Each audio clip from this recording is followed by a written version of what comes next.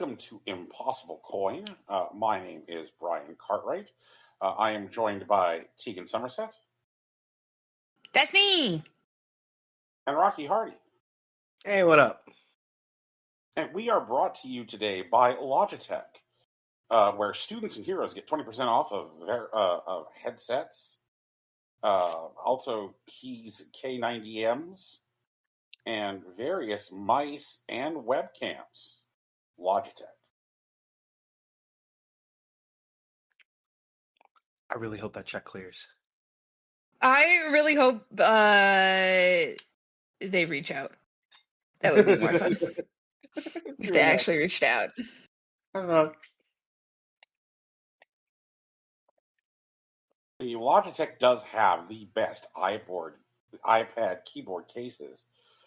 Their keyboard touch I don't combo. want to do free copy for stuff we're not using. That'd be fair. That doesn't make any sense. Well, that's fair. And we're not using currently their rugged folio. No, but we are using a G435 Bluetooth headset. Oh, yeah. Which is good. And I got on sale for like $30. There it is. Hell yeah. There it is, everybody. We're here to ostensibly talk about video games.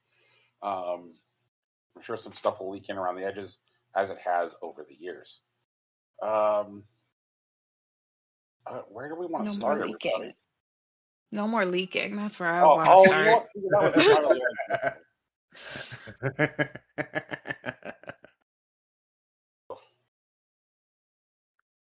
I was like, seep? No, seep. That's also, we don't want things to. Yeah. No. No more water-based issues. Actually, would be great. We might touch on some additional topics. Yeah, that's fair. Okay. But video games, everybody. Yeah. Let's see here. Some things have happened over the last couple of weeks. It appears to be that video game nerds are very upset that the Super Mario Galaxy movie is not getting good reviews. Oh, okay. Sure. Are they? I haven't heard a single review of the Super Mario Galaxy movie. So. I've only heard reviews done by children, and they seem to be having a great time. Yeah. Well, that's who the movie is for, so. Right. Yeah. And so that's the problem is that, like, say, adult man children. Yeah. Who go to the movie and are like, hooray, look, that part looks like Super Mario Brothers 2.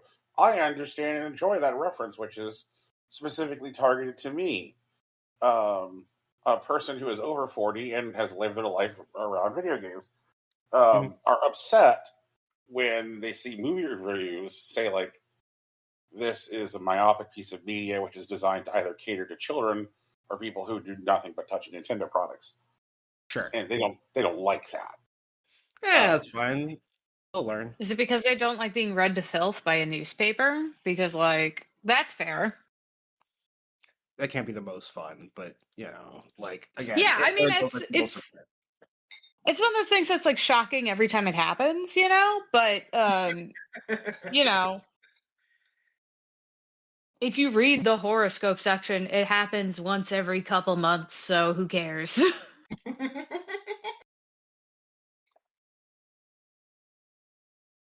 I mean, I don't know why it's so shocking to them that movie for children is in fact for children. Come on. Because, they're so used to being catered to, Mm-hmm. They spend most of their life, adult or otherwise, like, having people make things exclusively for their, like, judgment and, like, approval, which is... Is this why people get mad when they get older? Because they're no longer centered? Because the center moves towards, like, what is being centered moves towards youth? Is that the problem? I mean, that sounds like a story I've heard before. I've cracked the societal code. I know how to fix it. Yeah? Yeah. What do we do? How do we fix it? Make things for more people. You know, inclusivity. Diversity, even. Could be crazy. We should give it a shot sometime. Oh, I would argue already that there's too many things for boomers. Yeah. They don't let go of things. Well, yeah, but like ageism is still a problem, and we're not gonna fix it by immediately discouraging a group. You know? Sure, yeah, and there's a difference between saying like there should be nothing for boomers, and there is currently too many things for boomers. There is a place that lives at the moment. Yeah, sure. And that's the place where we allow people to cater to other age groups. Yep. But the Mario is bad. Is it? I'll put it this way: the Mario is an iPad movie for children, which is its goal. Right. That's fair. Yeah. I like my understanding of it feels a lot more like what and this might be dated and lame, but Aldous Huxley in like Brave New World described like the movie going experience. They call them feelies as they're like largely a sensory experience rather than like a cerebral one. The Mario movie, at least the new one, seems like that to me. It feels like a roller coaster, you know? And like it's an hour long, and that's cool. Like I guess like you can make a visual roller coaster. There's definitely people who would enjoy that. I imagine children. So like I agree that, you know, maybe the Mario movies can be like opportunities to tell more like interesting stories, you know, be reflective on like our current state and all that other stuff. But like if Nintendo wants to make a roller coaster, I don't know what sense there is in begrudging them that. Yeah, no, and that's fine. I want to be clear. Like, it is. I do think that like we can offer children better entertainment. There is such a thing as good kids movies. Also true. And like I think that the ideal state is that children's media is good. Do I think that it's okay for like kids to have empty brain calories now and again? Sure, but I think it's fine to recognize beloved media property, which I am emotionally invested in, has shat out a thing which is empty brain calories. Absolutely. Yeah. Totally valid. Yeah. Do I wish it was like a good kids movie like Paranorman or Kubo and the Two Strings or Coco? Yeah. You know, like that'd be nice if it was one of those, but hey, you know, they can't all be winners. Yeah. And like I understand like why adults wish it was a brain roller coaster for everybody in the audience. Because like when an adult takes their kid to go see a Marvel movie, the kids go, "Yay, people wearing capes." And then the adults are like, "I'm not thinking about the increasing price of groceries right now." True enough. Yeah. But man, I still, and this is where like, haha, the joke's on you. Like, despite all of the advance warning on the Super Mario Galaxy movie being bad, everyone's like, this is a iPad movie for children. Again, we've established that those have a purpose. Entertaining small children. Yeah. Making them be quiet for 90 minutes so that way mommy can have a glass of wine. Sure. Still think I'm going to watch this fucking movie. So I guess joke's on me? I don't... Okay, so here's the thing, Brian. I would love for the Super Mario movie or the Super Mario Galaxy movie to be an edifying experience for you. But like, I don't know, man. Are you saying that like if and when you sit down and give this 90 minutes of your time, you're going to wish that you had it back? I mean, from what I understand, from what I've read, like, you know, for this, like, I think 100-minute long runtime, I think I'm going to want 95 minutes back. Okay. Yeah, because apparently there is a sequence in the film where the film shifts to hand-drawn 2D animation where Star Fox is explaining his backstory. Sure, yeah. And they're like, okay, for this, it'll look and feel entirely different. And like, I was like, oh, that sounds neat. And so I kind of want to see that sequence. Okay. But I realize that there will be lots of like bits in it where, like, apparently, like Rob the Robot pops up in the movie. Interesting. Yeah, and that's not for iPad kids. That's for the people who are complaining right now that the film isn't getting good reviews. And like, okay. I don't know how to tell those people. Like, look, you can have one or two of things. You can either A, have the movie have Rob the Robot show up, so that way you can point and go, "Hey guys, it's Rob the Robot," or you can have it be a good movie. You can't have both. I don't know.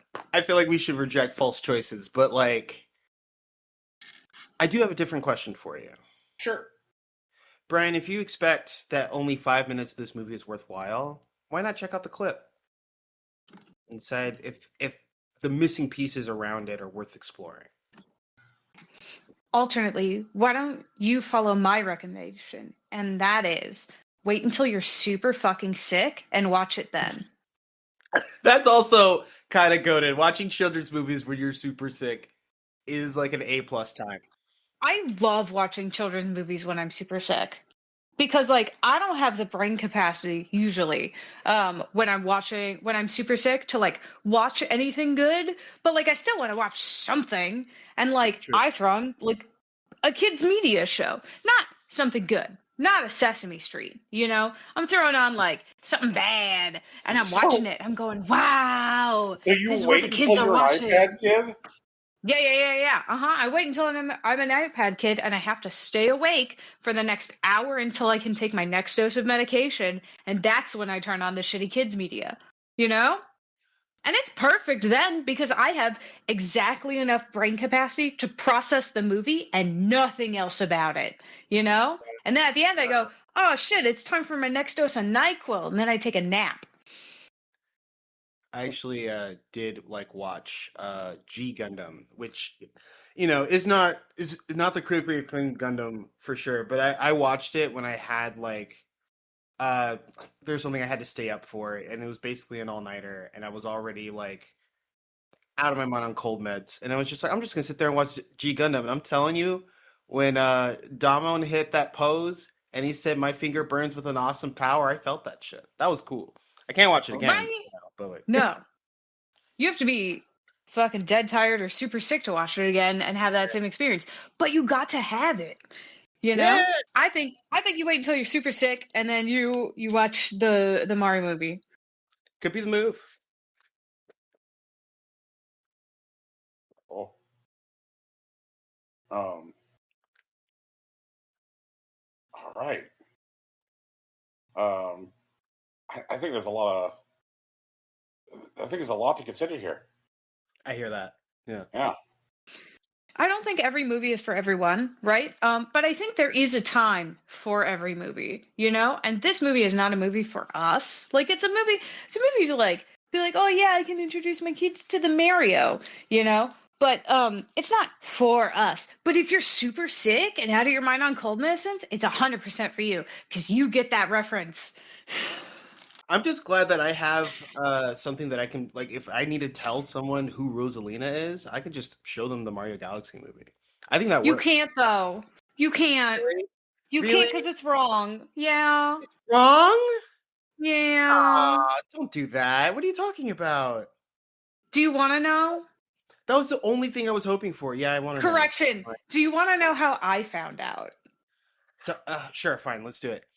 Okay, I found out that they changed Rosalina's relationship to Peach because apparently a bunch of people who were tagging Rosalina Princess Peach ship art had to adjust the tags to include incest. Jesus. That's how I found out. That Yeah, they changed that that sucks. it's not that she's like a descendant or whatever. They're sisters now. Yay! Sisters? They're sisters. Okay, that's fine. That's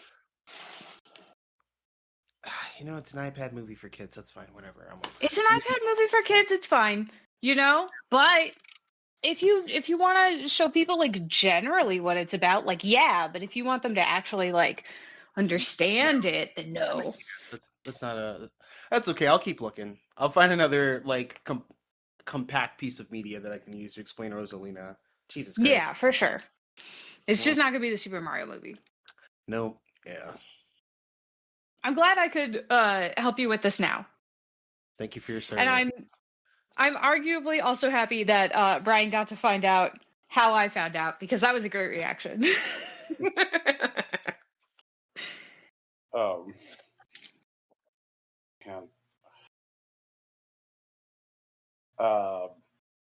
Staying in the neighborhood of the Mario Galaxy movie, something that did make me happy is associated with the Mario Galaxy movie has been the Mario Galaxy movie press tour. Okay. Which has produced a few gems. Mm-hmm. One was Chris Pratt was being asked by some like dork with a microphone very explicit questions about Mario backstory and game contents. Okay. Guess what? Chris Pratt was unequipped to answer anything about that. Yeah. Okay. Which led to a whole bunch of internet nerds being very angry and that's not my Mario. That's not my Mario. We know he doesn't know anything about the Mario franchise. We knew that the first time. All he has to do is just not go to the movie, Yeah. It's like, guys, Jack Black is the only one who knew anything about the Mario movie. Like, what? Hello? Yeah, it's like, look, there's plenty of reasons to hate Chris Pratt. Like, I'm with you. Like, if there are 1,000 people who hate Chris Pratt, I am one of them. If there's no one that hates Chris Pratt, I have left this earth. But I think Chris Pratt not knowing shit about Mario isn't necessarily a valid reason to hate Chris Pratt.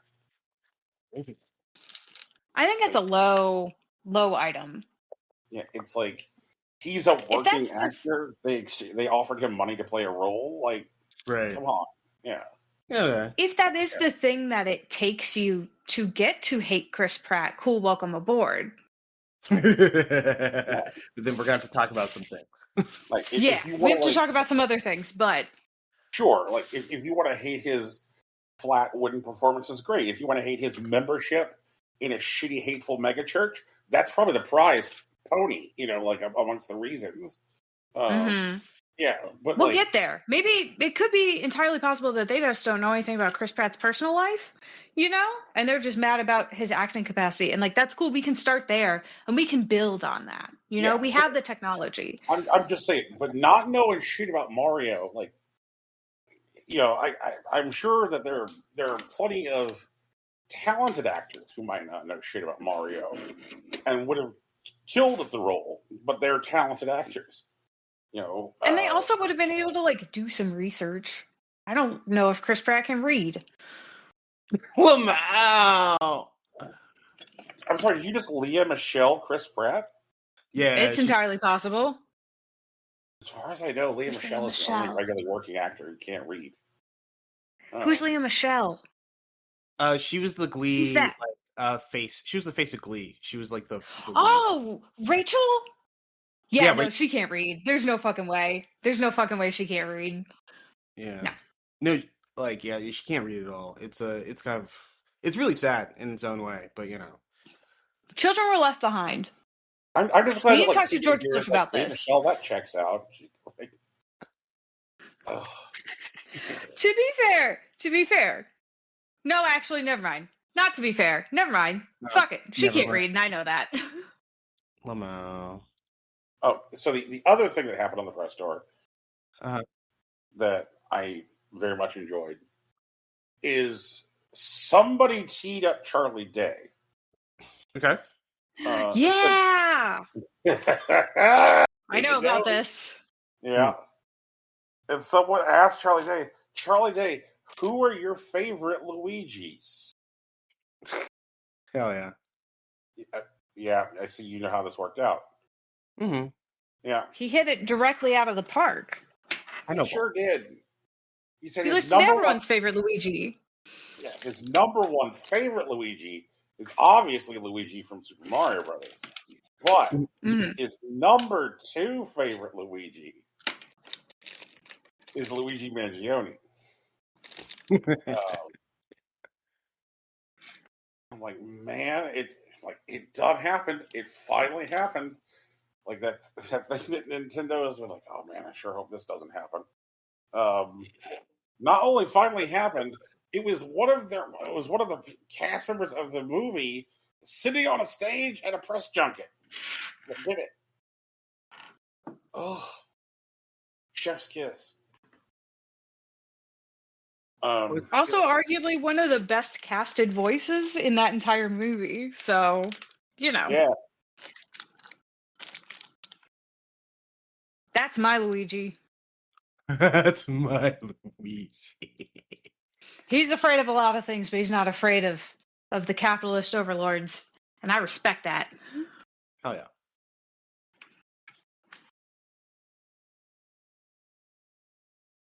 And, my Luigi's afraid of ghosts and stuff like a regular person. Oh man, I think ghosts are chill. Honestly, they got unfinished business. Why is that my business? Let them rock. What are they gonna do? So something else that did emerge from the press tour is how Glenn Powell became Star Fox, which was Glenn Powell, unsolicited, calls up Nintendo and Illumination and says, I'm Glenn Powell. I was born to play Star Fox. I've wanted to play this role my whole life. Hell yeah.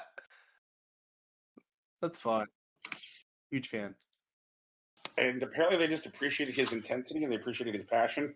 And then did a script rewrite to work Star Fox into the movie. Hell yeah. Don't let your dreams be dreams. So I guess that is like the difference. And then that became the best part of the movie. And so now we're going to get a Star Fox movie. Yeah. Are we actually getting a Star Fox fucking game? I thought this was going to be planned, that we were just going to get, what am I thinking of? Like the Smash Bros. Extended Universe, and that was just always what they were going to do, but this is fine. I don't think they were planning to include Star Fox at this stage in the game. I think they just ended up being like, this dude wants to be Star Fox. We're already in space. Huh? He's super charismatic. People like the Glenn Powell, that kind of thing. Mm-hmm. Yeah. And that guy does have just an absolute ton of charisma. Like there was a press tour interview for Glenn Powell a couple of years ago when he did a rom-com called Anyone But You. And so he's sitting there talking to somebody, via webcam. He's in one location, the person interviewing him is somewhere else. And Glenn Powell can hear background noise coming from another room for the person who's interviewing him. And he goes, hey man, I can hear a bunch of noise going on in the other room. What is that? And the person interviewing him goes, well, sheepishly like, it's my birthday, and so as soon as I'm done talking to you, I'm gonna go back to my birthday party, which is in the other room. At which point Glenn Powell lights up and goes, oh man, it's your birthday? Happy birthday. Who you got over? Proceeds to ask for a guest list. Person proceeds to mention everybody who's there, and eventually mentions that his mother is there. At which point Glenn Powell's like, oh, your mama's there? Let me meet your mama. The interviewer oh my God. The interviewer though then goes and gets his mother from the birthday party and brings her into the interview room so that way Glenn Powell can introduce himself to the interviewer's mother. I'm like, that's the energy that rubs off on people. That's the stuff that people like. Not Chris Pratt who doesn't know a Mario. You know.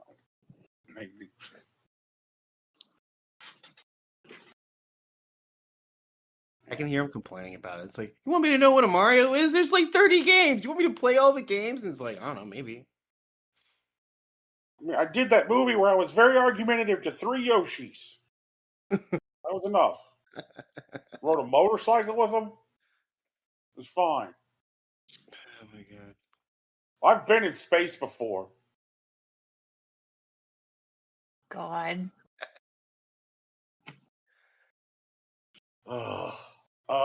Let's see here. Video games. Other things that have happened with video games. The constant announcing of price hikes on hardware finally made it to the weird nerd handheld market. Shit. Ambernick and AYN announced increases on their handhelds. Man, I do want a Thor too. That sucks. Oh my god. Well, first off, with a Thor, you're safe. Thor did not get a price hike announced. That's nice. Yeah. Yeah. Oh, I'm sorry. Also, Retroid announced price hikes as well. Oh, okay. Well, that's fun for me, I guess. So, Ambernick and Retroid made theirs immediate. AYN said that as soon as current inventory of the models which are getting the hike is depleted, then the price will go up. The Thor is unimpacted. Man, the Thor looks fucking cool.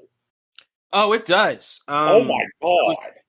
I was posting about it when as they were leading up to their release. I've talked to Twan about it. I think. Honestly, if and when the 3DS XL that I have craps out, I think I'm replacing it with a Thor, and I'm never looking back. I at this point I've watched so many videos of the Thor being cool on YouTube, it's just like this. Oh man, it's something special. It is.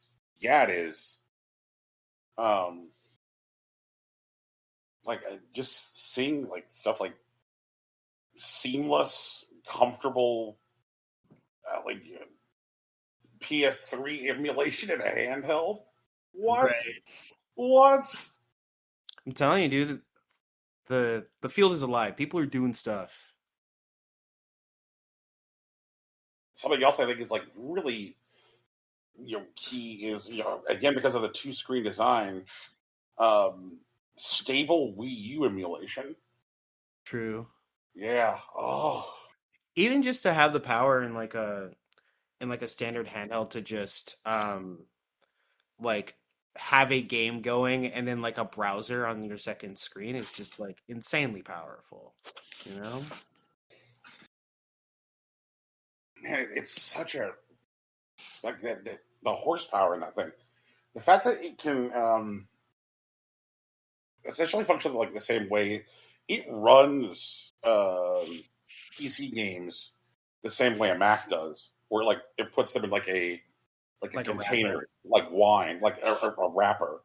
And the I did not realize how high the ceiling was on stuff that the Thor could run.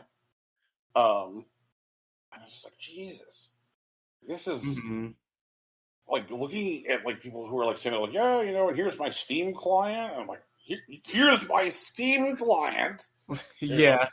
Yeah.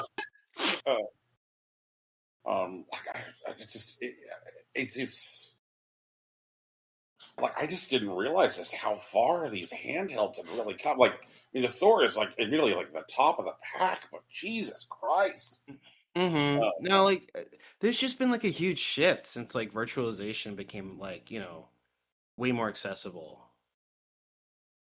I mean, I mean, not to be that guy, but like I remember being on the leading edge of this pack, being like, "Hey guys, GPD win one." The future But like now, I remember GPD days; those were a time. Yeah, now everybody out there with a GPD win one, like, hope you change that battery, buddy. Yeah,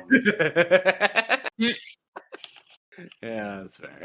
But like since then, like there's just been like these leaps and bounds, and honestly, like the stuff with the the um the AYN Neo, like it's I don't say this often, but like the level of emulation that is running comfortably on that device has reached that threshold where I'm like, this is no longer about preservation. This is no longer about archival running of like old games. Yeah, they're trying to compete for sure. Yeah.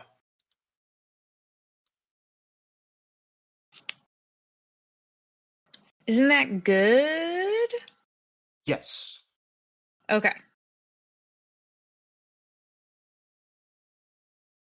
Right now it's good. I mean, like, if they turn out to like, get a handful of money and then, start doing war crimes, I'm looking at you, Spotify. Like we're not gonna be their friends or anything, but like more Right. Okay. on the whole is good. Gotcha. We're in the this is a good thing portion of development. Yeah. Let's see how long it lasts. Got it. It can't hurt to check in, you know? I ain't mad at you. I get it.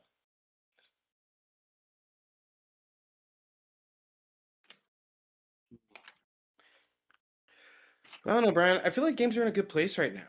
Like, not like, the AAA has been fucked for a long time, and I'm waiting for them to choke on their own vomit.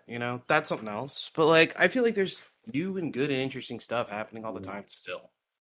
Like, really, really. Like, and it's not in the easy to find spaces. It's definitely not selling to like, the general public, as it were. But like, they are out here. That you can be sure of. Man,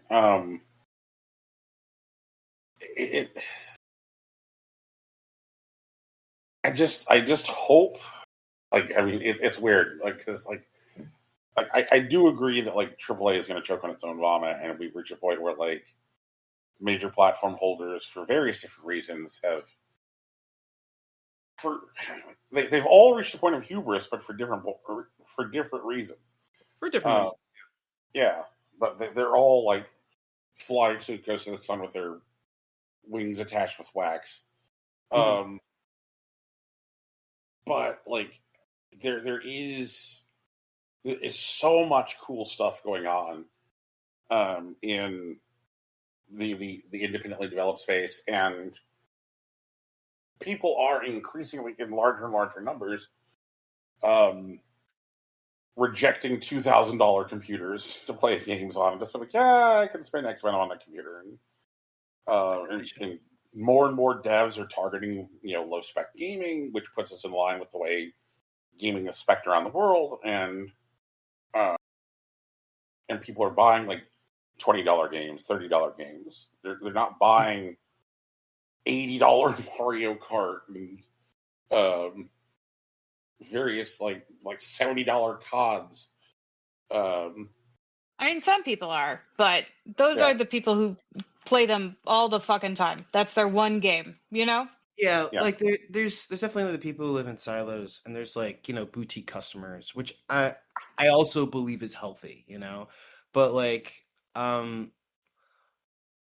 there's definitely something wrong with the console experience where when they're ending up pricing out most of like their player base, and that's something else, but a lot of people are still finding ways to play. There's still a lot of ways to get in, even if they're not the traditional paths.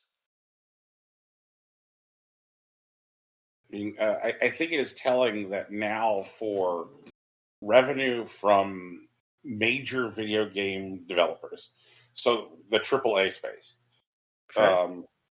less than 50% of their revenue is now coming from consoles.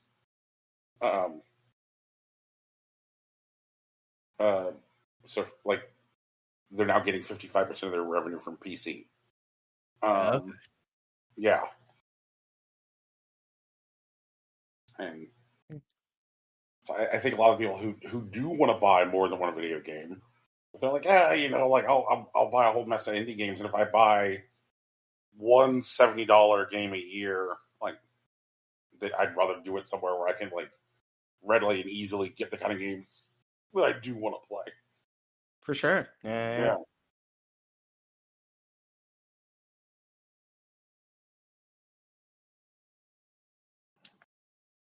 It's also a lot easier to play older games with less fuss in the PC space. Yeah, definitely in the PC space. I know Nintendo's like emulation service is like largely unfussy, like a lot of the things that I've run into, emulating over the years.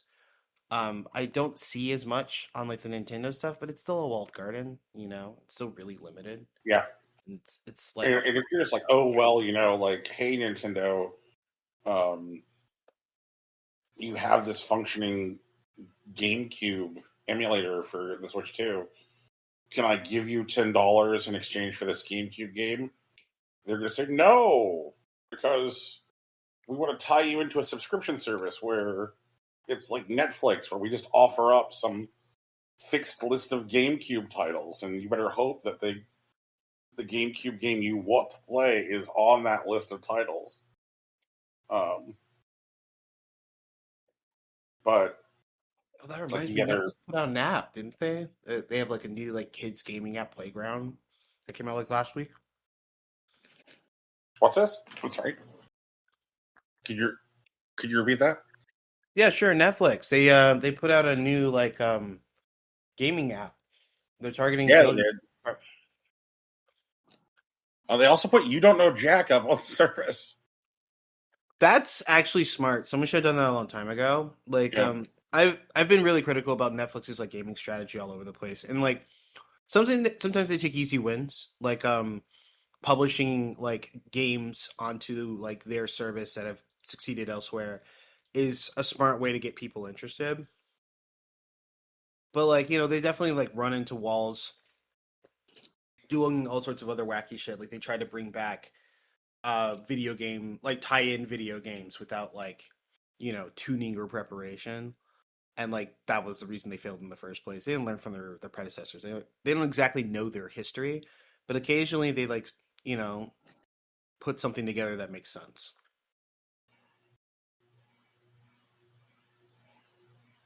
Oh, that's why, because Netflix just got the distribution rights for Sesame Street. That's why that makes a lot more sense.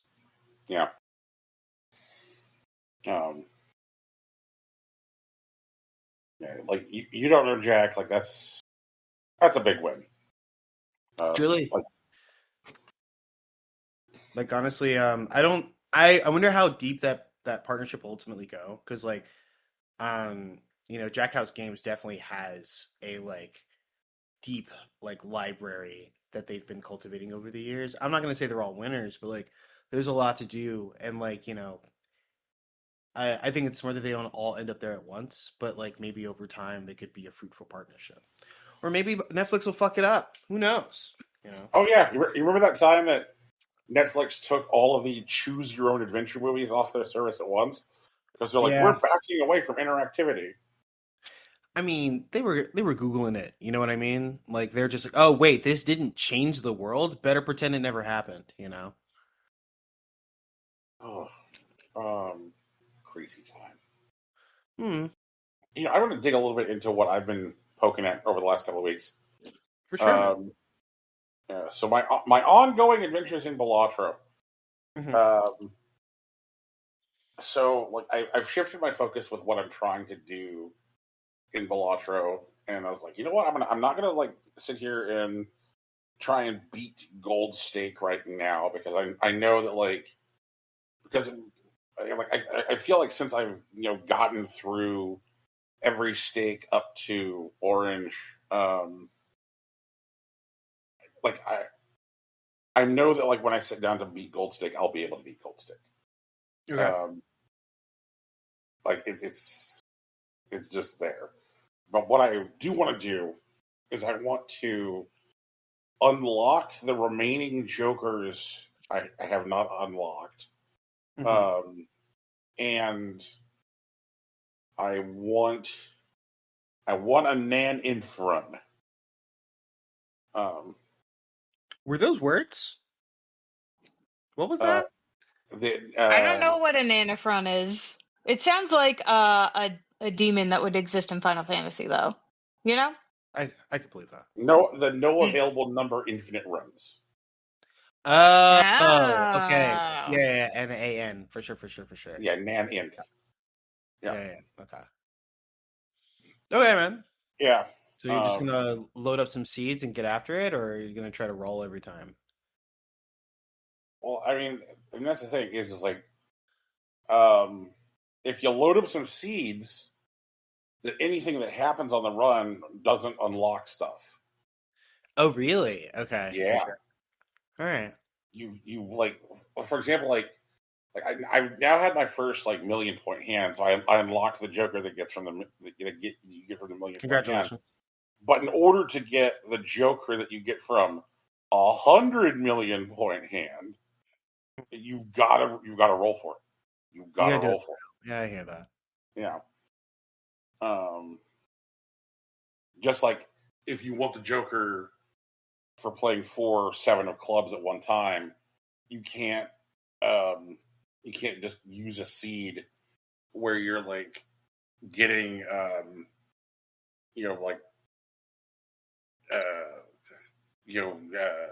like arcane packs all the time, which are like clone a card, and spectral packs that are like create 2 copies of a card. Where the card presented is the 7 of clubs in every one of these situations. Like you have to, it has to be organic. It has to be organic. So I've been trying to do it, and everything I've read says that your best shot at Nan Infruns is a plasma deck. Yeah, that's right. Oh, and I've been resistant. Oh, really? Mm-hmm. All right. And the reason I've been resistant is that a plasma deck, there's a hanging piece of tech, which is that plasma decks require, if you're going to make a serious run on the plasma deck, you have to, in like an early ante, find a good source of chips. If you don't find a good source of chips in a plasma deck run, you are fucked. Just to review, for the uninitiated, in Blockchain you have various decks that have different quirks to them. The plasma deck changes how each hand is scored. Normally, when you play a hand, it'll like calculate a chip value based on the cards that you've played, like the numbered value, and whatever your jokers do, and then a multiplier value based on special effects and whatever your jokers do. But the plasma deck, instead of just doing that calculation, every time or just before it calculates the value of your hand, it will average whatever your chip value and your mult value are, so that they even out. So like, for example, if you like had like a flush that like netted you 77 chips and it normally gives you a 4-time multiplier because it's a flush, it'll add it to 308. But if you're using the plasma deck to score that hand, what it'll do, it'll combine the 77, it's the 77 and 84, it'll round up to 82, and then divide them both in half. And so instead of doing the calculation 77 times 4, it will do 41 times 41, which will give you a much higher score. There are other things that like make the plasma deck a little tricky to play with overall, but that's the gist of it. Yeah. The thing about plasma deck is that like while the scores are inherently higher, so are the thresholds for success. Correct. So for like example, like with all of the other decks, like with your like first round on your first ante, you need 300 points to not die. Mhm. But with the very first round on the first ante with a plasma deck, you need 600 points because it's like okay, Mhm. like this has a because of the point the chips equalization, like you should be able to generate more points. So the point values of everything are doubled, Right. and that means that there are so many ways, and like obviously like I've now like I've beaten like like several like rounds with plasma, like increasing like color difficulty.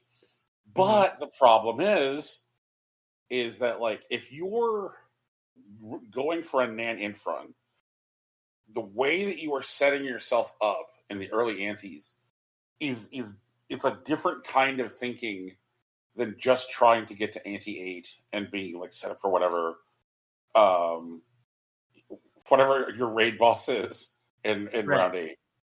Because if you're doing a nan in front, you're thinking about like ante 11, ante 12, where like Right. where it's like, okay, now we need 7.5 million points. Yep. And so like, you can't be bothered to think about what you're going to need to get like 100,000 points. That should be background noise. That should be paperwork. You should have that locked down. And just there are so few jokers that reliably generate chips. That it feels like doing a nanite run on with a plasma deck is just like slamming your head against the wall. Mm.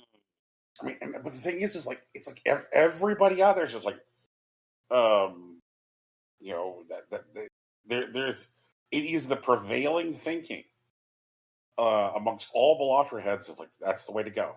Yeah. Plasma deck, plasma deck, plasma deck. You're like, really? Honestly, Like, Brian, what I feel about Plasma Deck is that I think it's a lot stronger than most decks because of its balancing act, and it actually makes a lot more jokers that are previously like unviable, like truly necessary to do really well. Like I don't think you'll end up with like something like Even Steven or Odd Todd, but I think those go a much like longer mile until you can like sharpen your deck into something that will do something dangerous, like that one round where someone hit the Nan Inf with like the King Jokers, like there's a yeah. couple different ways of doing something like that with plasma, but like I feel like you end up having more time to shape it into something. Like obviously you have to go further than like anti 8, which is an adjustment for sure, but I feel like the tools are there. Um, I mean, my most successful plasma runs have included the castle, Okay. um, where every time, like each round, it tells you like a suit. It'll be like, okay, this round, every time you discard um, diamonds, add 5 chips to the castle for every discarded diamond card. Um, and so you're like, well, shit. Then, like, whether I need diamonds or not, I'm just throwing away diamonds in order to like pump the value of the castle. And so, like, if you can get a huge castle, then like, great. Like Right. that's super helpful. Also, like a Joker, which is absolute dog shit with every other deck, is the Hitchhiker. Um, Yeah. yeah, it's just it's a worthless card. But with the plasma deck, where like every time you play a card, the Hitchhiker adds 5 chips permanently to that card. So if you can get a hitchhiker and something like Ante 1, and just kind of like sandbag on increasing your most commonly played hands as much as possible, so that way you're playing multiple hands with your common hands, you can really increase the value, like the chip value of your cards. So that way, like the increased value is coming from your hand, which is where you want it to be coming from with a Nan-Inf run. Because like that's the thing about Nan-Inf, is that like your jokers can only take you so far. You have to be making smart plays with the Arcana packs. You have to be making smart plays, even with like the standard packs. And like you have to start doing shit like whittling down like the suits that you're not focusing on. Like you have to customize your deck. Yep. Through like card removal and card manipulation. Yep. Like, and so like your jokers are like fourth or fifth thing on your mind. And babysitting a chip source with plasma makes that more difficult. Like unless you pull a good chip source like real early, like you're like, I mean, I know I can get to like Ante 8 without a good chip source on plasma. Like if I duct tape together some weird shit, but getting further than the Ante 8, like that's where it starts to get unlikely. Like it's just, I hear that. Yeah. And so like I have been trying to Nan-Inf with checkered. Okay. Yeah. Which makes me a weird one, makes me a contrarian. I mean, maybe, but like good players should have been with their favorites, man. Yeah, it doesn't sound like it's a bad thing. It sounds like you're a pioneer. Yeah. So like the farthest I've been able to push so far with checkered is I got to Ante 11 with checkered. Okay. Mm-hmm. And I was like, oh, this is great. And so I was regularly throwing down like 4 million point hands. And that felt good. Sure. What is there's a legendary Joker where every time you destroy a king, it increases the molt on that legendary Joker. It's like destroy a king, get like X molt on this. And the combo I had set up is there's a Joker. I had DNA. Okay. Where what it does is like if your first hand is one card, it creates a copy of the card and draws it back to hand. And then I had that other one, which looks like a little card of a soccer player, where if your first discard is one card, it'll destroy the card, and then I think give you $6. And then I had the legendary Joker, which gives you X molt for destroying kings specifically. And I was wired up with fucking Brainstorm Blueprint off of the legendary Joker. So I'm making kings and destroying kings with my Joker set. I'm a king destroying laboratory. Let's go. And the problem that I ran into was that like I didn't buy blank early enough. I didn't buy it. Yeah, and that's a problem. Yeah, I hear that.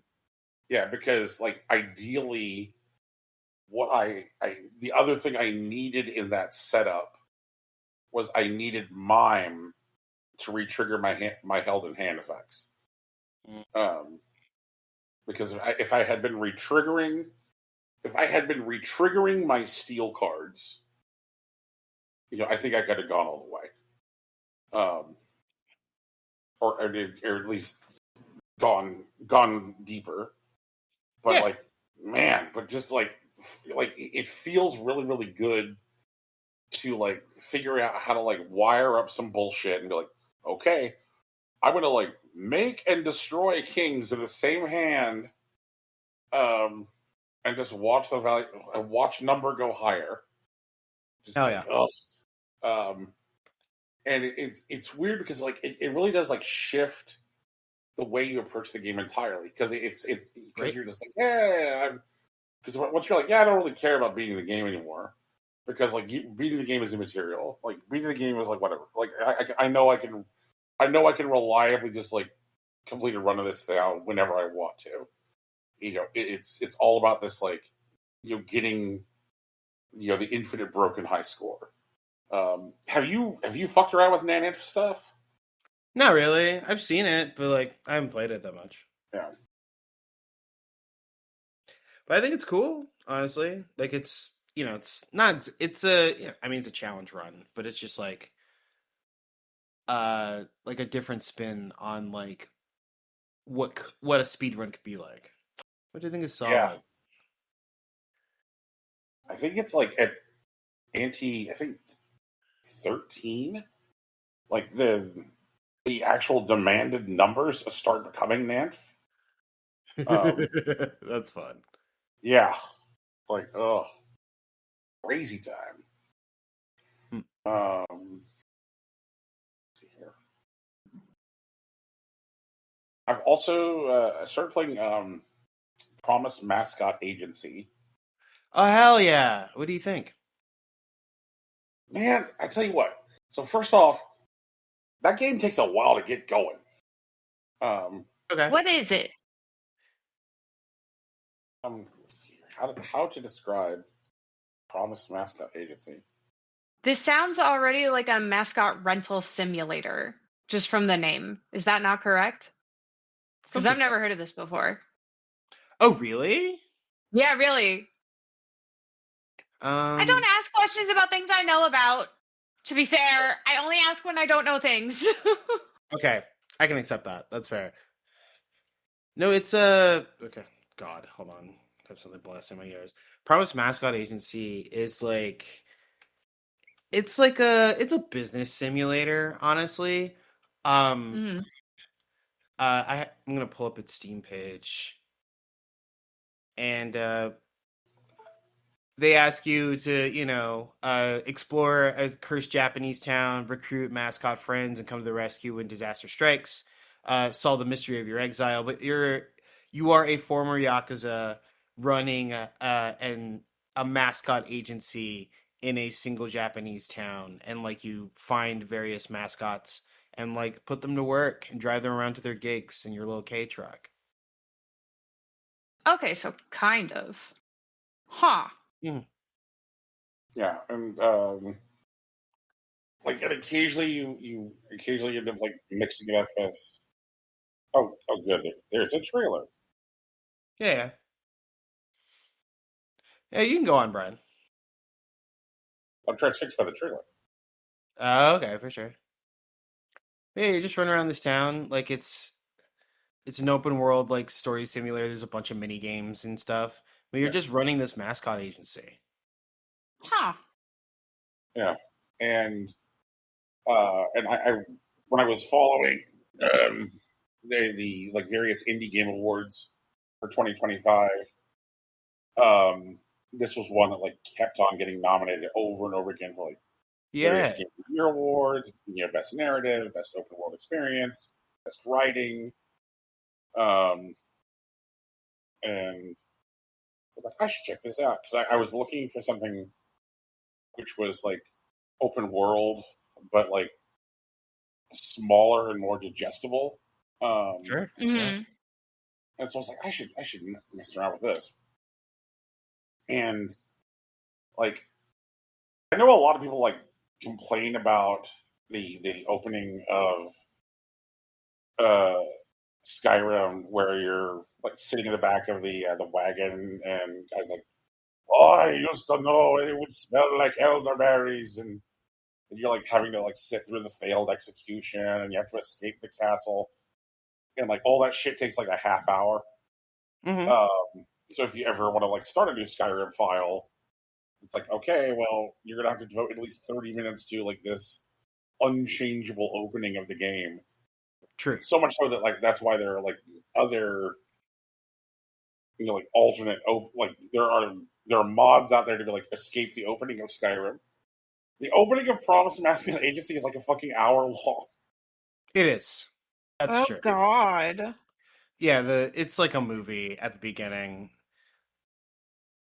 I think it's like a fun movie, but it is a movie. Like, yeah, like where they're just like, okay, like drive the K truck from point A to point B. Now, like sit here for like 15 minutes of cutscenes, um, and like this,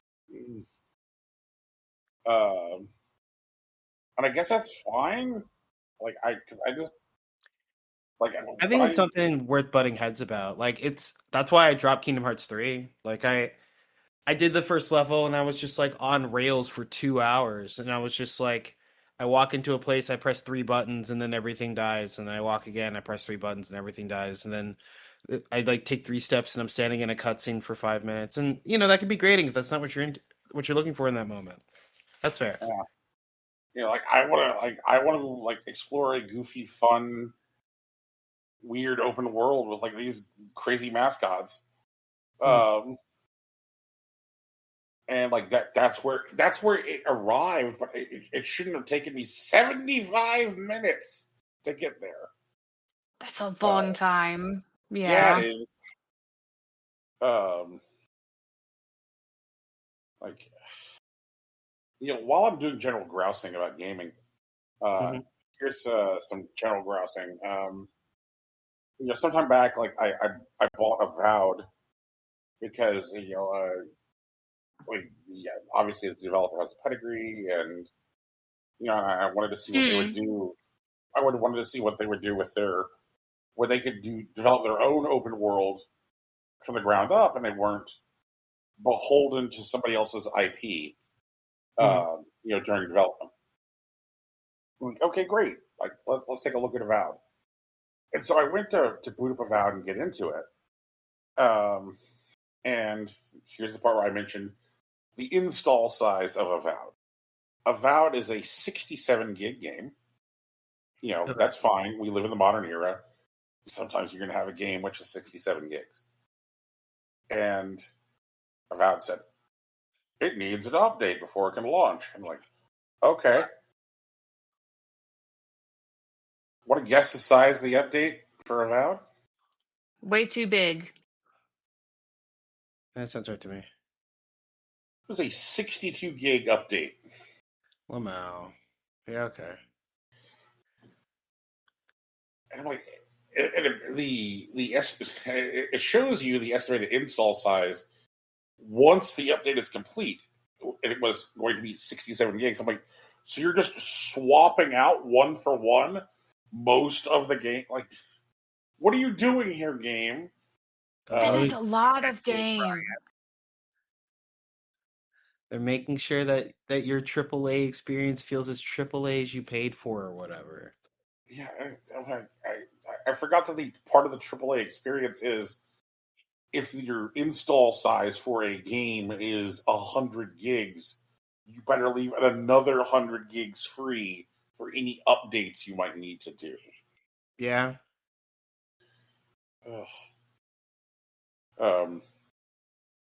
And that's something which has been nice about like most of like I guess the only real AAA gaming I've done in like the last several months has been a game which is over 10 years old at this point. Like the install size on Skyrim is less than 15 gigs. Proper country. Yeah. And it's a game which like loads quickly and is snappy. And I'm just like, all right, Jesus. I shudder to think what Elder Scrolls 6 will be like as far as like install size goes. Like that's just It's gonna be silly. It is going to be silly. I did, for the first time ever, break down and install mods on Skyrim. Okay. What kind of mods? I installed mods which give me new land masses and new quests. And I was like, I want mods which are fully voiced because, like in Skyrim, characters talk. So it would be weird if I walk up to somebody and all they have is like text boxes. So I'm like, I need anything I get to be fully voiced, and I also want it to be lore friendly. Like if it's not consistent with the existing lore of, like Tamriel, then I don't want it. So I want lore friendly land masses with like new quests, new NPCs, new things to do. And sure enough, got that. And so like I am now exploring like a massive new landmass where there's like a cabin outside of like Riverwood with a hag raven in it. And when I went into the hag raven's basement, I discovered a portal to like a witch's dimension. And so now like exploring this like giant continent, like full of like witches and so on, and it's like the same size as the DLC island from the Dragonborn DLC.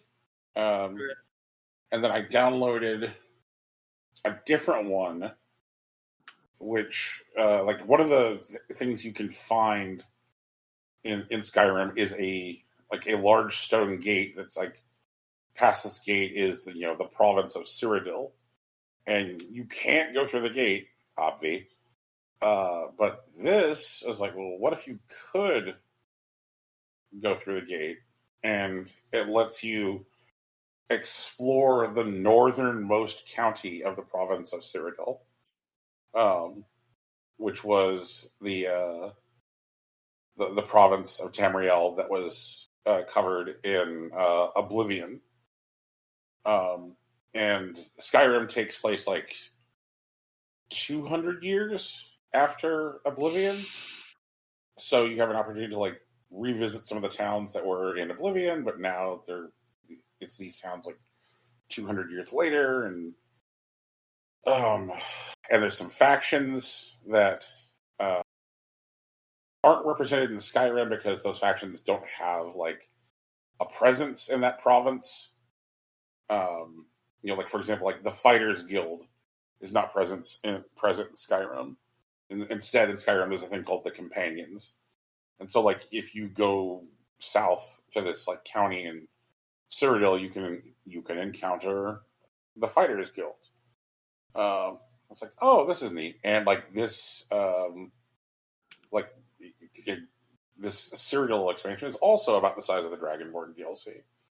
And both of the ones I found like have like large selections of like orchestral music, good voice acting, great original assets.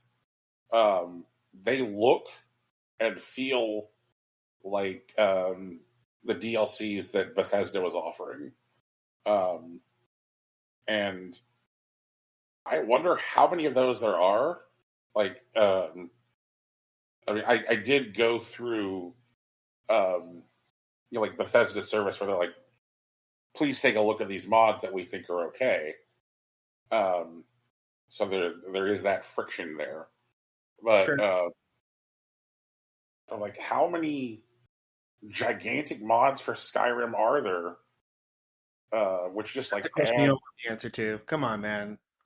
What's You that? know, 15 years. You don't want to know how many mods there are. There are too many. Not too many. You know what? Maybe too many. I'm coming back to that one. There are so many mods for fucking Skyrim, dude. Like, numbering in the thousands.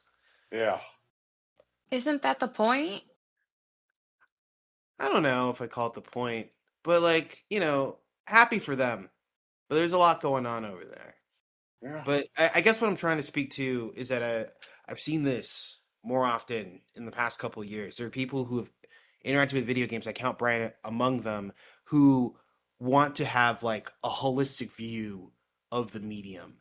And personally, I feel like that's not actually possible anymore. There's simply too much stuff and not enough time. Oh, yeah. And so, like, I'm trying to caution Brian if he's trying to find out how deep the rabbit hole goes for Skyrim, it may take the rest of his life. Oh God, yeah, no. There are people out there who all they do is cover Skyrim mods. Right. And like they are not like how to do, that's for sure. Yeah, I'm like, this shit is Roblox for grown-ups. That's fair. I'll take that one. And like, I don't have time to be I can't be the Roblox for grown-ups correspondent. I hear that. That's fair. Hell, I couldn't even be the Roblox for kids correspondent. Speaking of which, Cyberpunk has apparently come around. Like they fully evened out. They've lived up to their promise, along with like No Man's Sky and shit. What y'all been playing? So much stuff. I've been having a great time. Brian, speaking of Balatro, they're making Scrabble Balatro now. It's called Between Words. No, Beyond Words. They also made Coin Pusher Balatro. Saw that rat coin. Yeah. Mm-hmm. Apparently, Steve Ellis and David Doak made this. You know, the guys who make GoldenEye and Time Splitters. They decided they wanted to make a Balatro-like, and they made a Scrabble Balatro. I can skip this up. But, like, you have, like, powers that you can, like, pick from, like, a shop after your round. There's, like, a chip and malt, but it's, like, the chip is, like, the number value, and the malt is just, like, based on word length. And then you can, develop those over the course of a run while, like, navigating a space. They're doing some stuff, man. They're out here. Oh, those look like weird bullshit modifiers. Yeah, right? Dude, they're making Scrabble Balatro. It's just here now. They can just do that, Like, they have the technology. It has a live demo on Steam, and it's also not the only one they've done it. Apparently, there's another one called Wordatro, which doesn't give you the Scrabble board, but gives you like the word building thing. I've never played Curse Word, so I don't know what their thing is, but like, I'm a little worried about it. I'm gonna let them rock though. But it's out, like fully out. Demo's still alive. There's controller support on PC. It just works apparently. They're out here. I spent some time with it earlier this week, and it was a good time. Oh. On that. I took a look at Never's End, and like I like Never's End. I still think what they're doing is cool, like applying thermodynamics to like a tactics RPG. And like their tone, I think is healthy. I feel like their animation isn't like snappy enough for the tone that they're going for. Like everything feels a bit stickier than like the parts that they want to feel spooky. I think it is sufficiently spooky, like lore wise, but maybe not visually. But I still like it. I think their interface was a little clunky, but like the devs have already responded to criticism about that. So like we'll see like how like the game evolves going forward. It's still due this year, but who knows how that'll go. What is with their 3DS looking animation? Yeah, like that's what I mean. Like it's clear that they're going for a particular kind of look. It feels like Final Fantasy Tactics if like characters were more bobbleheaded. But like I hope it's just like an optimization thing because like the characters look sufficiently doll-like, but they don't like move like dolls. Yeah, they feel like stubbier than that. There is a very specific way that this thing is herkin and jerkin. Right. That looks like the 3DS. True, definitely. but I like the interactivity is there, like, and like the game is fun, I think, but it Yeah, doesn't look as tight as it should right now. Um, but I'm still interested in it and paying attention. sure. Um, Brian, you haven't played through Thousand X Resist yet, but their developer, Sunset Visitor, is working on a new game called Prove You're Human, which is being published by the team that made Scarlet Hollow and Slay the Princess. They're getting into publishing now. And this game seems to suggest that there's an AI that dreams that they're human. They've been made after like a collection of like memories and details, presumably, of a real human woman. And your job is to convince the AI that it's actually an AI and not a living person. That's the pitch of the game. I'm gonna play its trailer. There's gonna be a lot going on, but I have high hopes for this. I was very interested in Thousand X Resist when I started it, but like it definitely took me to places that I never even dreamed of. And I trust the eye of like the devs that made Scarlet Hollow and Slay the Princess, and this has the potential to be something special. They have this like capture mechanic, and they mix in some FMV. Actually, they're Sunset Visitor made the news this week, um, uh, publicly calling for a standardization of like FMV for video games, because there just isn't one, and like there's a lot of time that is lost by just trying to get FMV to work in something like a PC wrapper that should probably be standardized to allow more works like this that like has this mixed media feel to exist. Yeah.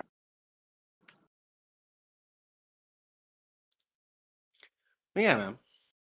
I got Black Tabby Publishing. I couldn't remember their name, but you know, I'm excited for that. I've been playing a lot of Demon School. Demon School fucking rocks, dude. Is a TTRPG after my wildest dreams. Every time I get to a new boss fight, like there is a criticism of Demon School that extends to another game that I like, Paper Mario: The Origami King, where they have you use like the battle system a lot, and it's one of those things like you're either gonna like the battle system or not. And there is a lot of like events that are effectively resolved by just like a small like TTRPG battle. They just decide to throw one in there, in things that probably could just be a cutscene or like a character interaction, which I respect. But I personally like the TTRPG stuff, and I think they're bite sized enough to not like slog down the experience. But that's not universal. But every time I get to a boss fight in this fucking video game, guys, some new wacky shit is happening. I told you guys last time about how I was in like this sewer that was like inside of a volcano that had like a valve that we needed to periodically release so that the lava wouldn't like rise up and melt us all in this room that we were in. I put a video in video games that was setting the stage for my next boss fight. And in this one, the battlefield is circular, right? Like you still have a grid-based like play space, but it's oriented around a circle as opposed to being arranged in like a rectangle. And at the center of it, there is a demon, a big one, trying to break into the human world, and they're cracking the seal. They're like butting up against it.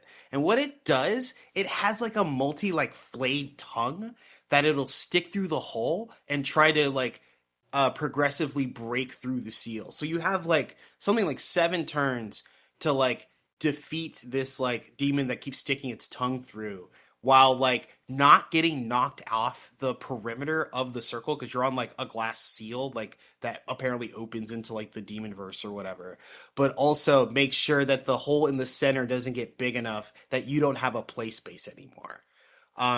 Like the gold standard is doing it in 7 turns, and it was just like it was such a neat thing because they're like now my cast have like a lot of like really interesting tools, and there were a couple characters who have abilities that like are stated to just attack through like the play space, like they could go in a straight line across the stage.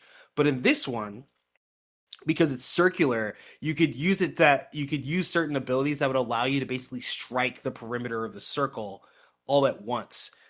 which was a really interesting application of some of those abilities. I can't wait to see whatever the finale is here, because this is like, I think this is like the fourth from the last boss so far, and I feel like I just keep hitting higher highs whenever I play this game. It's super sick. Yeah. Every time I hear you're not done with that game, I'm surprised. Yeah, that's fair. Like, every single time I hear about this game, I'm like, well, you got to be getting near the end, right? And the answer is no. No, yeah. Oh, Brian, I don't know if I told you about this guy. There is a demon that's been summoned into the living world. The dean of the school summoned them for some purpose that is currently unknown. But they are a super powerful demon. They can summon demons into the human world at will. But the funny thing is that this is a demon that's interfaced with humans. Also, there's humans on the demon side of the world, which is another thing. And they taught it how to speak English, but 600 years ago. And then it stopped talking to people. So it has like a really like odd parlance or cadence.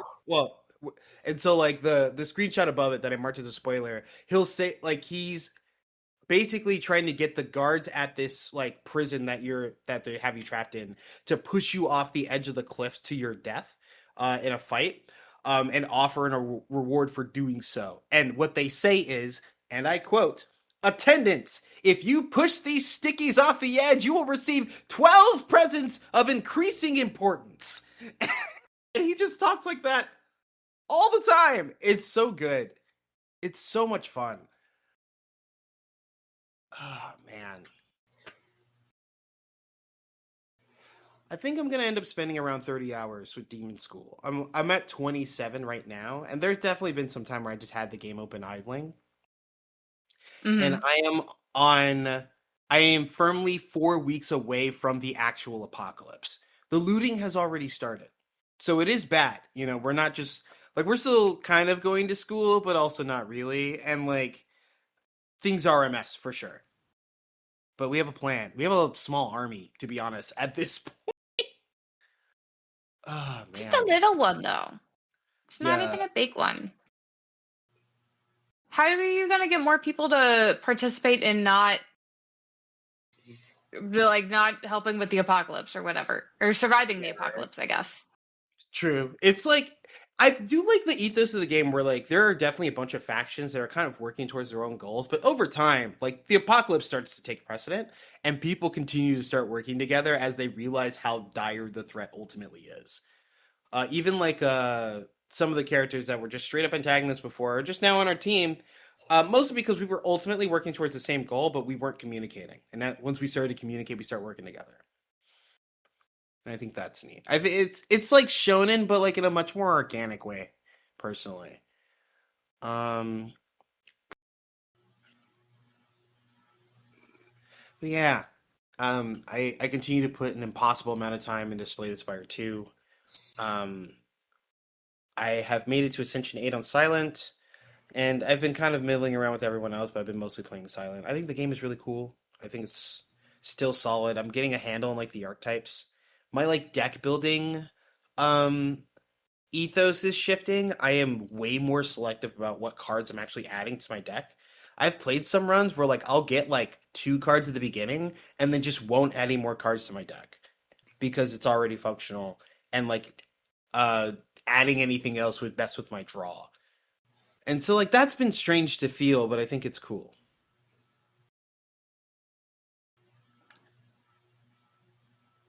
Slay the Spire doesn't have all of its ascensions out yet, right? As far as we know, there's only 10 currently, and in the previous game, there were 20. And the developers have stated that they're expecting to expand to more, and I believe they joked about having up to 50. I'd have to check the quote, so don't quote me on that. 50 seems like too many. I mean, 50 seems like a lot of work for everybody involved. Not just like the devs, but also like you, the player, you know? No, that's fair. I don't think Slay the Spire is kind of like an anti-completionist game, I think, personally. Like, there's a way to get through everything, for sure. But, like, I feel like they've decided that most of them won't. And like the A0 experience is good. Like it's already a fully like featured video game, you know? I would liken it to something like Blueprint, you know? Like they tell you that all you really need to do is get to room 46. And once you get to room 46, like the game opens up. There's a lot more stuff to do. But like there's a sense of completion in getting to room 46 on its own, you know? And I think that's healthy. But also like there are people at this moment. There are card scientists like slicing up this game to its very core to find out everything about it. And those people are never going to complain about 850, I think. So I don't know. I think it evens out. I think it's still a daunting like ask, especially, but like they're also not really asking, you know? The same way that like Blueprint asked you they only told you that you need to get to room 46, and then after that you can do whatever you want. I feel like Slay the Spire just tells you, hey, you can slay the Spire, which is like 3x. You can do it at A0. And like it's not like when you like even in like the other like in Slay the Spire, the original game, like if you finish like A20, like you would get like a quote unquote true ending, but like you didn't like destroy the Spire really, you know? Like the story continues. Like it's not like they're hiding story content behind it. Like there is story content, but it's kind of just everywhere. It brings some stuff into context for sure, but it's not like they're hiding anything. Okay, that's fine then. Oh yeah, Brian, you said you were going to study a bit more. I think of like Slay the Spire whenever you got a chance. How's that been going? I've had some screwiness with my work schedule this past week. Real. So unfortunately, I haven't had a chance. Yeah, for sure. I'd love to try and do a run either tomorrow or Thursday if you're up for it. Yeah, that's cool. Let's give it a shot. Yeah. I'm also very excited for 2 upcoming video games. Bobo Bay is rumored to come out at the end of April. They put up, I think they actually have a release date trailer. They said April 29th. And so, like, the Chow dream is real. Like, dear listener, I want you to hear me. If you ever hear someone talk about, man, you know, Sonic Adventure 2 Battle was really cool, but you know what I really miss? The Chows. Point them to Bobo Bay because it's real. It's right there. It's made by someone who deeply loved the Chow raising experience. You know, like hanging out, feeding them, racing them, giving them little hats, putting them in Chow karate. Like they loved all of it, and I'm not gonna say faithfully recreating it, but they're recreating it. Like they're making something that honors that experience. And if you want to play with Chows in 2026, the option is available to you. You know, get after it. Bobo Bay. And also Alabaster Dawn, which is the successor to Crosscode, is going into early access at the beginning of May. May 7th is what I'm looking at here. And that's like, it's still very much Crosscode. It's like a top-down like action RPG, but they're doing like you know, more like 2D 2.5D like graphics, and like but like the sword play, the parrying, the like shooting seems to still be preserved.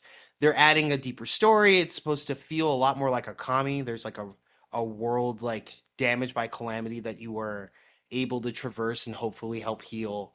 And you there's some element of base building, but it's also just kind of like a restoration of like society as like you continue to like fight your way through the place. People start living their lives again, and like it makes the world like brighter, and that seems neat. I don't know. I'm going to see where they go, because like Crosscode still remains one of my favorite games of all time, and like Alabaster Dawn seems like not necessarily just more of the same, but definitely an evolution of the idea. So I want to see what they're about.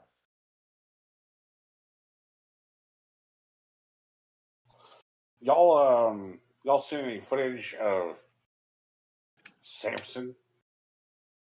Who? Samson? Like from the Bible? There's somebody in the Bible named Samson? Yeah. Yeah. He had the hair. What? Okay, that sounds fake, but all right. I'll trust you. It's actually Samson. There's no Peter there, but you know. Oh, okay. Mm-hmm. But yeah, he was a strong dude. He had long hair as a part of his covenant or whatever.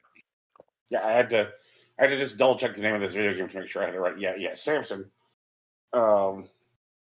Which is going for a very targeted niche as far as the nostalgia gaming market. It's like, Okay. hey, do you remember Grand Theft Auto 4? Oh, okay. Yeah. Oh, I think I'm looking at this. It came out on my birthday? That's nuts. Let me see this.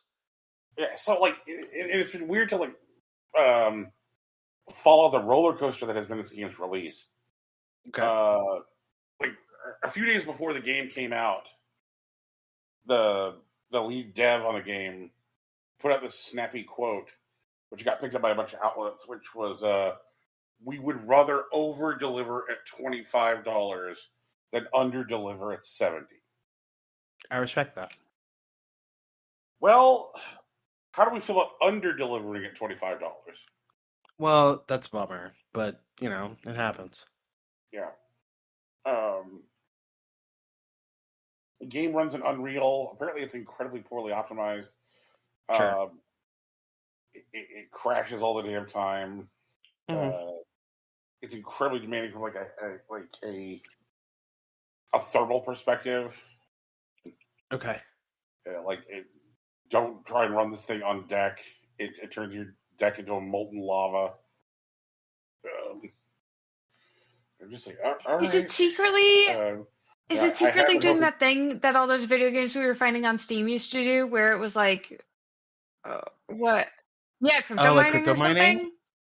Mining? No, it just appears to be Unreal Engine 5 demanding every bit of computing power it has access to, but not to steal Bitcoins. Which reminds me, like that is something which happened in the last 2 weeks.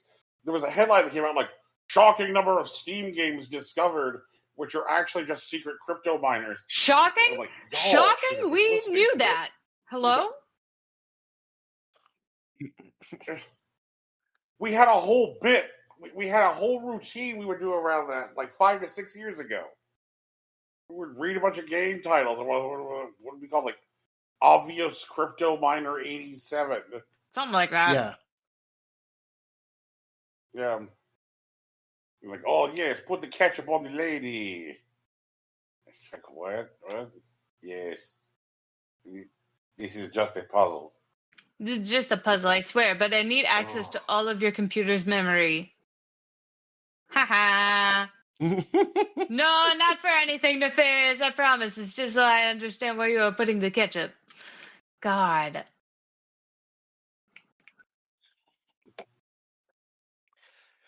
Yeah, this looks like it's compared to Dragon's Dogma 2.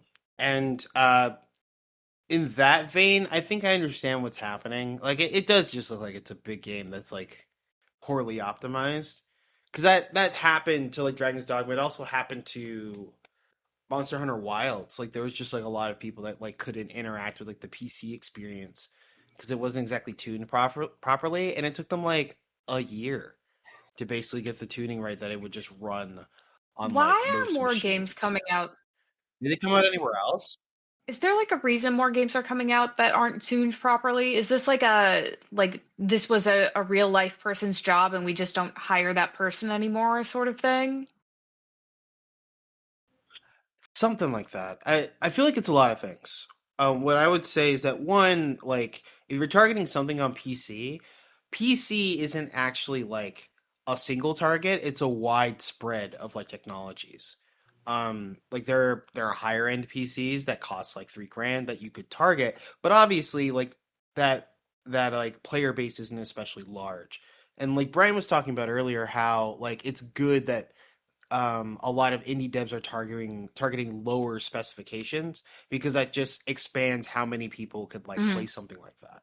But targeting lower specs usually means like worse graphics, less sound, less data, like less complex interactions, et cetera, et cetera, et cetera. So when you have something that looks like cinematic, right, like that has like a trailer like this, like Samson, like your Monster Hunter Wilds, it just those are always going to demand more like resources, and optimizing for like a single target gets tricky, especially like when you try to aim for something that's like say middle of the pack. There are like several different graphics cards that you'd have to test on, and like several different like combinations of like components that you'd have to plan for, and that's a much more nuanced work that takes more time and likely more dedicated people. So it is likely that there are less people who are tuning games in this way.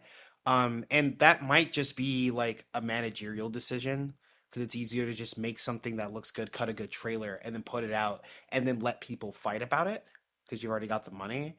But it could also be that targeting any particular thing, unless it's low spec, is just like difficult as a rule. And like if you target low spec, you have to give up stuff like, you know, the graphics can't look as good, or like the interactions can't be as complex. We can't have so more than X number of processes running at a time, et cetera, et cetera, et cetera. But like a lot of times when you start to like run into like games which are, you know, really pushing stuff like some kind of like complexity envelope, like they're doing it with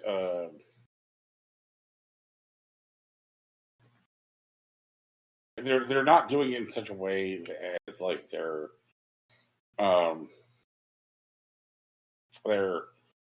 it's not demanded by their everyday gaming experience. Like they're not pushing like they're not overclocking. They're not like, oh, I'm going to turn this $2,000 computer into a $3,000 computer. Right. Yeah. It's so like it's even like the user themselves may not actually be optimized, and that's like harder to like plan for. I learn something new every day.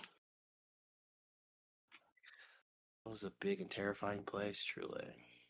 I don't think it's big and terrifying. I think it's just I don't feel bad asking stupid questions about how things work anymore. You know? Oh, for sure. That's all it is. Yeah. Is that a cat purr? I think it is. That sounds like a cat purr. Who's hanging out? What up?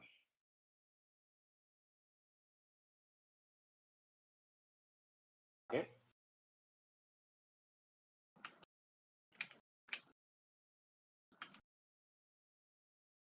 Little Void, it's Kage. Oh my god, I don't think I've ever heard Kage. Yeah. Well, it's at this point, you know, it's with animals in this house. It's kind of been Highlander. There can be only one at this point. He's what's left. Yeah. He's my little inky noodle, my little floppy void boy.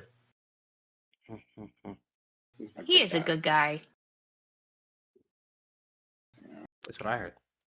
Yeah. He's like weirdo.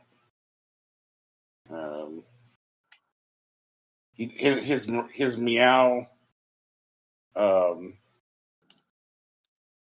sounds super urgent and not quite correct.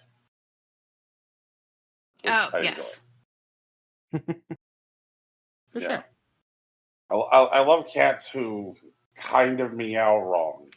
It is very good. Which sounds like it would be an amazing YouTube channel. Cats with weird meows, yeah. That sounds 100% like something that would make millions. Good for them.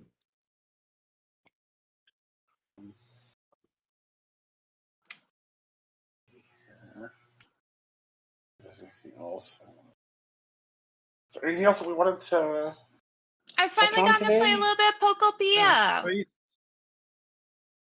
Oh yeah. Because you were the first one into the Switch mines. It's first off, how's the user good. experience? I like it. I don't have any major complaints. You know, I don't think I have any complaints. Honestly, I'm very easy to please though. It looks good. It feels good. The only I lied. I have one complaint. And that complaint is when I hold the Switch 2 undocked, it is larger than the Switch 1, like for sure. It is bordering on too big for my hands. We're like right up against it. But when the controller is in the little like caddy thingy, like it's fine. So I don't know. Take that as you will. Me and my little tiny girl hands are struggling. But that's good. I like it. It looks good. It feels good. It sounds good. I don't know. Pokopia is sad. God, this game is sad. Why is this game so sad? Who allowed that? Not the Pokemon Company. Thank God. Not Game Freak. Good. I'm glad Game Freak didn't touch this game. You know? Hell yeah. So I know like it's very obvious from like the trailers and stuff that like the general plot is like Pokemon in charge of the world now, haha. You know? Which is all great. But the why of that is really sad. And I don't know how to deal with it, you know?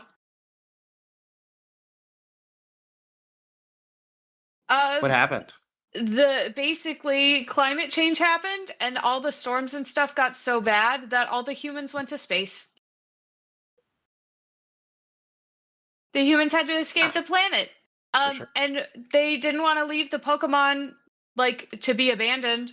So what they did was they caught all the Pokemon and put them in the PCs so that the Pokemon would survive. And so there's just no people and no Pokemon. And also if they set up like fail safes where if the PC is going to die, if like the computer is going to die, then it will scan the area around it and it will release Pokemon into the wild that are suitable for that environment. So that's why, like, it's not every Pokemon, and it's a bunch of Pokemon from a bunch of different regions, and because it's just whoever's available, whoever can live here, gets let out. And like everybody, there's all these like letters around from different people talking about like, oh, we have to get ready to go into onto the ship.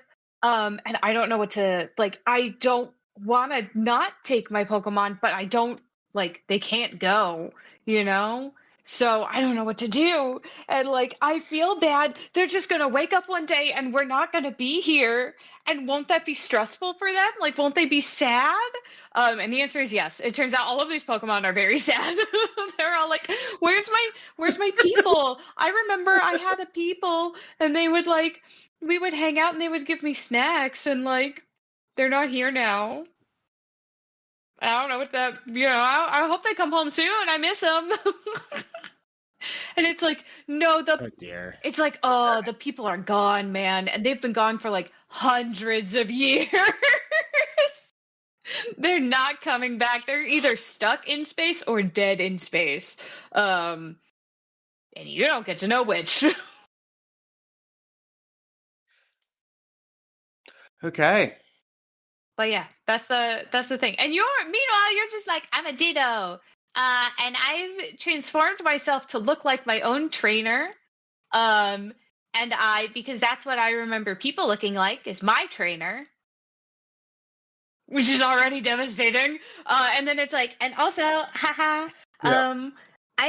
My trainer used to call me this name. And as you like befriend other Pokemon, they'll be like, hey, Ditto, I heard you're called this name. So I'd like to call you that name now too, because we're friends. And it's like, but that was what my trainer called me.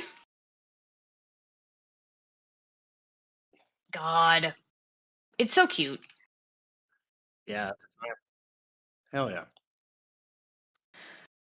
And I'm just like, I'm building up Pokemon centers, and I'm like me and this Tangrowth who used to be a Tangela, who escaped from their scientist trainer, right before. What the fuck Huh? is a Tangela? What's a Tangela? You know I what got Brian? Do you not know what a Tangela is? Brian didn't Brian didn't like. 151 it. It's not as. Brian, here's a Tangela. This is a grass type Pokemon that looks like a very hairy Pokemon, very hairy like. Yeah, Cookie that Oh, that guy. Yeah, All right, I'm so good. he Yep, evolves good. into something called a And this Tangrowth, which is just Tangrowth. bigger with more vines. That's it. It's like Tangela, but Mhm. what's it called? Fertilizer, you know? For sure. But like this Tangrowth, I guess, who is our Pokemon professor, was the Pokemon of a Pokemon professor and one of the guys who was in charge of the like space mission for the people. And he escaped from his trainer the night before he left for space, and his trainer is just like very distressed, writing letters like, I hope people find him. I hope they're able to save my partner Pokemon who I love and care for very much. Like, oh, it's so sad. But it's very good. It's a very good game.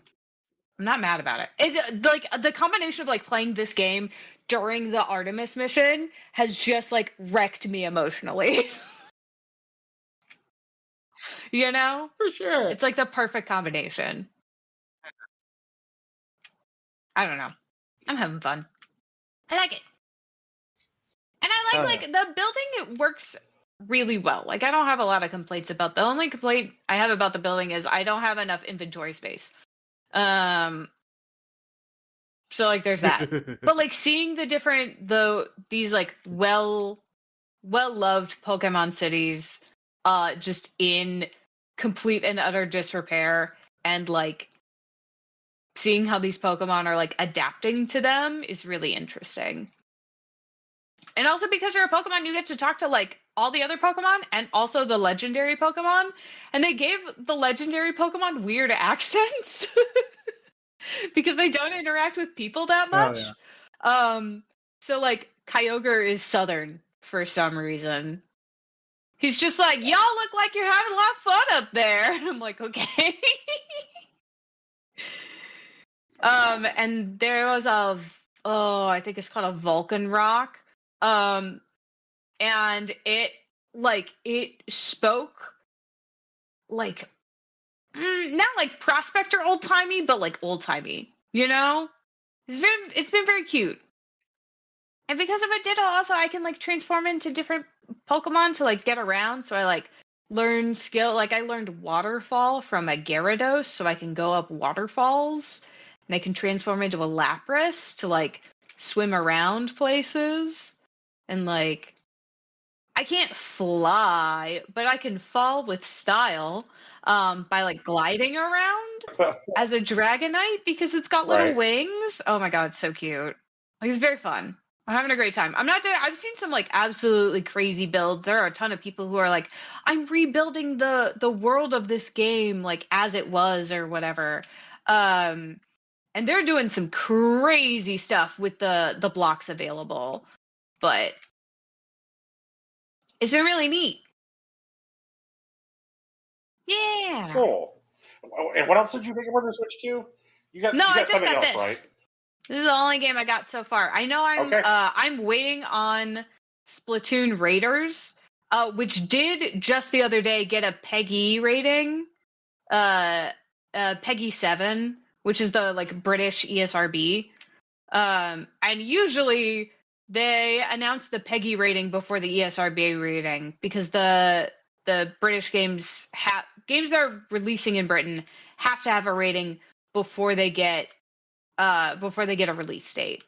So the release date for Pokemon Raiders is likely imminent, or not Pokemon Raiders, Splatoon Raiders is likely imminent, which I'm delighted about because that's why I got a Switch ultimately. More Splatoon game. It's gonna be fun. I can't wait. And then probably Splat 4. Oh yeah. when that happens. Probably Splatoon what? 4 when that happens. Ah. Yeah. Yeah, Because, I play Splatoon every weekend. I can't just stop. I mean, I could stop if I wasn't having fun, but I'm not having fun, so there's no reason to stop. But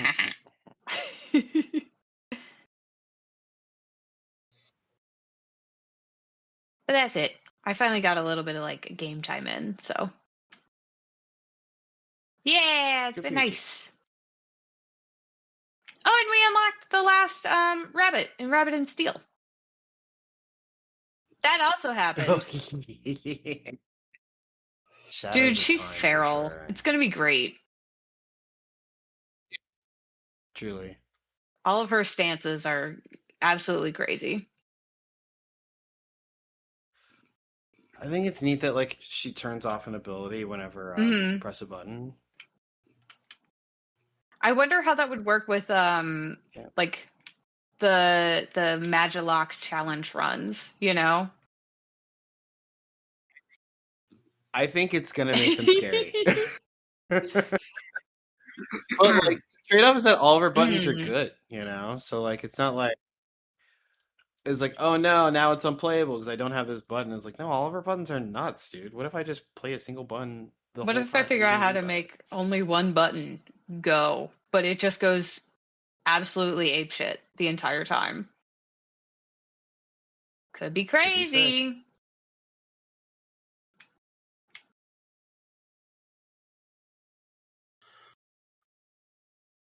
y'all, is this a broadcast? Is this a podcast?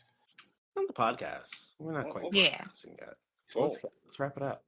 Well, let's wrap this up before Keegan's headset dies. It'll be fine. Hey everybody, thanks for hanging out. This has been the Impossible Coin Podcast. We do these, every couple of weeks. You can find wherever podcasts are found.